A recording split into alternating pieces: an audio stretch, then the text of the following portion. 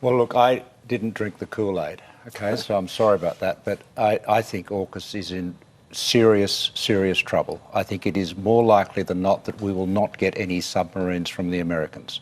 Why is that? Well, for the very simple reason that the legislation that Hayley was talking about as being a great achievement specifically says that no submarine can be transferred to Australia unless the President certifies 270 days beforehand that the transfer would not degrade the underwater capabilities of the US Navy and that their own shipbuilding industry has the capacity to meet the US Navy's requirements and ours.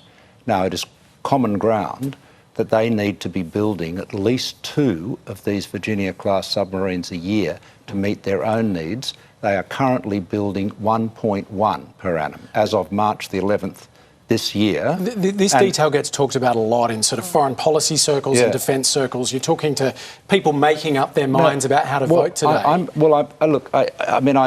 The problem we've got at the moment is that both sides of politics are in denial. It is bipartisan gaslighting, and there is a pretense that nothing is going on. There is no plan B. Mike quite rightly said there has to be a plan what do we do if we don't get any submarines? You see, the problem we've got with the AUKUS deal, it is so unfair to Australia. I mean, it is a terrible deal. People say, will Donald Trump love it? Donald Trump will think it's fantastic, and he'll think, gosh, where can I do any more deals with these idiots? They seem to have lots of money and no brains. I mean, we are giving the Americans $3 billion to support their shipbuilding industry. That would pay for most of one Virginia-class submarine, but there's no guarantee of any subs, and they don't have to sell us any subs unless they conclude that their Navy doesn't need them.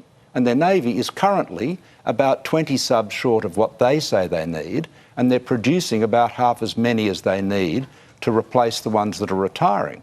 So what chance have we got of them putting us ahead of them? And when you raise this with people, and there's this kind of Kool-Aid thing going on with AUKUS, you know, I was at that forum I had in Canberra recently that Hayley and Mike were there, and it's there available, internet and podcast and so forth. You know, you had people defending AUKUS saying the same kind of thing. Oh, it's a whole of nation exercise, and we've got to. And Dennis Richardson actually said to me, Malcolm, it's very unhelpful for you to be persistently asking these difficult questions. Well, I'm sorry. I think it's important that Australians do ask difficult questions, and that is to say to both the government and the opposition who wants to be the government, what is your plan if, as is more likely than not, we end up with no submarines at all? And this great submarine project ends up with 0 subs, and we need to have a plan. Lavina? And I think the French subs is one. Just to answer the question, French subs would be one, but I think it'd be very hard to execute. But as Mike, I think that would be the ideal plan, but execution difficulty probably 11 out of 10.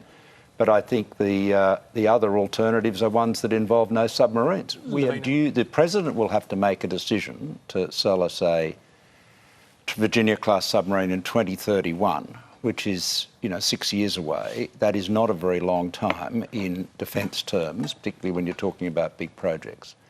As I said, Mike's acknowledged, they're currently more than 20 submarines short of what they say they need, and most importantly, they're building currently about half as many as they need to meet their own requirements.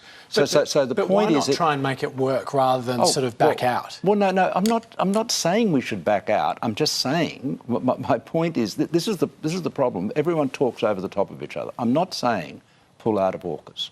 What I'm saying is that we have to recognise there is a very real prospect that we will not get any Virginia-class submarines, which will mean that because our existing fleet of Collins-class submarines will retire, we could be faced with a decade or more, maybe 15, possibly 20 years, of having no submarines at all. Now, this possibility is being widely canvassed in Washington, and it is canvassed in congressional documents and reports. And what they suggest is, in those circumstances, maybe it'd be smarter for Australia to let the Americans do the submarining and instead spend money on other long-range strike capabilities that, you know, would be long-range bombers and missiles. So, but the point is, see, we're in this situation where we've got a plan A that is very likely not to be achieved. But no one's prepared to admit that, because it's like saying the emperor has no clothes, and so we have no plan B.